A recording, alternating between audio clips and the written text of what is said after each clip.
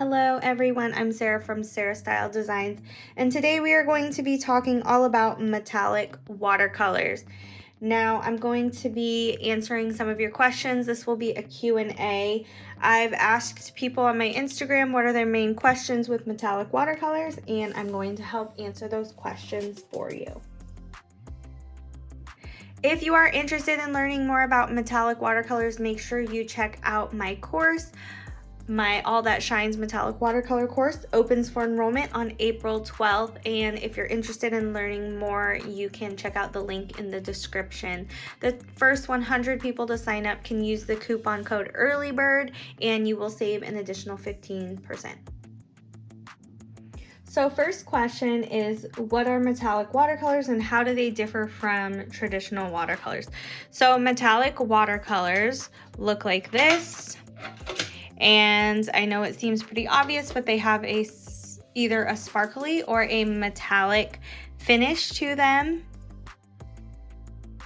And these are all handmade. So today I'm going to be talking about handmade metallic watercolors, but a lot of the same questions can be answered for manufactured watercolors as well. So how do they differ? Obviously the finish with metallic watercolors, they have a satin, smooth, shiny finish, whereas the matte watercolors, they have more of a dry finish and the colors are matte with no shimmer. The way that they differ is in the amount of water that you add to them. So if you're used to painting with matte watercolors, the water ratio is not the same. So the more water that you add to matte watercolors, then the more that it lightens the color. But the more water that you add to the metallic watercolors, it can eventually dull down the sparkle if you add too much. Or also, in the contrary, if you don't add enough, then it's going to be really difficult to use them. So there's a happy medium where you have to find to get that perfect spot to be able to really pick up the glitter but not water them down too much, because if you water them down, it's not going to lighten the color, but it's just going to create less sparkles. The next question is, how do I achieve a smooth, even metallic finish? And so one of the main things is to make sure that you add enough water to your pan. And the next thing is that you want to give it enough time to soak in the water before you start using it. A lot of times what people do is they just get so anxious to start. They put the water in and then they start to use it, and then you don't achieve a nice smooth finish. So sometimes there are sections where even right here, it has a little bit less color. And you can't really tell, but sometimes when you don't add enough water to your pan, then you can definitely tell. Another way to achieve a smooth finish is to make sure you have a good paper. So this is actually from Legion Stonehenge, and it's a black watercolor paper. So it's made for watercolors and withstanding the extra water that you add on to it. Now this paper, on the other hand, is the black paper I'm referring to. This is a watercolor paper, but this one isn't. So as you can tell, it's kind of warping a little bit. It's not really made to withstand that much water. So what happens is the water will pool up in some areas and create, you can see the little areas where it's pooled up, and it's not really a smooth finish. It's kind of uneven. So you want to make sure that you use a thicker paper that is made for watercolors. The reason why I don't always use a thicker paper is when I'm swatching it out, because when I'm just testing out the colors, I don't want to use my expensive paper. So that's just why I've used this, because I'm just swatching it out. But when I'm making a nice lettering project, I will use the good thick paper so that it has that nice smooth finish. Question number 3 kind of piggybacks off of what I was talking about. What are the best papers and surfaces for metallic watercolors? So first, you want to use a watercolor paper. I usually use one that is thicker, like this one is 140 pounds. So I usually use something that's 140 pounds or higher, because you know that it's thick enough to withstand the water. So my favorite ones are Canson, this graduate watercolor paper. I really like the texture on it. Show you guys that texture. I also use Canson. They have their XL watercolor pads. I use those as well. And then I use this Arches watercolor paper too. This is a bigger size, 10 by 14, but I like the texture on this paper too. It's just a little bit rougher if you feel it. So I prefer the Canson actually over this one, but this is just another option. As far as black watercolor paper, there's not a ton of black watercolor papers out there. This Legion Aqua Cold Press by Stonehenge is really good. And you can see that it has a nice texture as well, and it's thicker to withstand the water. So another thing that people do as well is they can paint on other surfaces like wood, or there's tons of different surfaces that you can paint on. So I don't have any handy on me right now, but you can use what's called a watercolor ground, and I use it, the one by Daniel Smith. So basically what it does is it creates a layer, a base layer, which you let it dry, and then it turns into like a watercolor surface.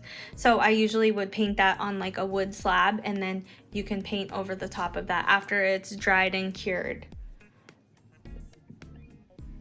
So the next question is going to be, how do I clean and maintain my metallic watercolor brushes? So this is super important, and I actually recommend having a separate set of brushes from metallic and matte watercolors if you use both. Glitter and sparkle is extremely difficult to get out of these bristles. So it is possible, but I just always seem to find some straggling pieces of glitter in the brush. But first, what you want to do is rinse your brush in your water cup. And then what I like to do is rinse it under a faucet or running water. And then once the brush is dry, I like to actually just flick the bristles, and this just will help to get any of the straggling pieces of glitter out. But like I said, if you're really heartbroken over glitter getting in your brushes, I would just have a separate set, because it's truly difficult to keep the glitter separate. I always seem to find little pieces of glitter. So the next question is, how do I store metallic watercolors to prevent them from drying out or losing vibrancy? So I store all of mine in tins. You will usually see me with a tin like this. And the important thing is keeping your tin open until the watercolors have dried after you use them. So as you can see, these still have some water in them, and it does take a good amount of time to dry. So I just keep them open and let them dry. And the reason why you don't want to just close it is because you're putting yourself and your watercolors at risk of becoming moldy. So it does happen, and so you really don't want that. So just leave them open like this, and then when they're dry, then you can just close it and put it away. The next question is, what are some common mistakes when using metallic watercolors? So the one thing that I see is not adding enough water, and then not allowing the water to soak in enough. So you can see this might be a little difficult. This watercolor is almost gone, but I add a lot of water to it, and I allow enough time for it to soak in, because what that does is it gets everything activated. So it allows the water to soak into the glitter and the pigment, whatever is in that type of metallic watercolor. That's just the biggest mistake I've seen, is people don't get good results because they're not prepping them properly. And the last question is, how do I choose the right metallic watercolor set for my needs? So this is true. There are so many different types. If you're ever in doubt or you're brand new, I always suggest starting out with a mica set. This is like your basic satin finish watercolor set. They're really pretty and they don't have like any chunks of glitter, so they're really easy to work with. They're also the cheapest price point. So these are just a good way to start to see if you actually enjoy them.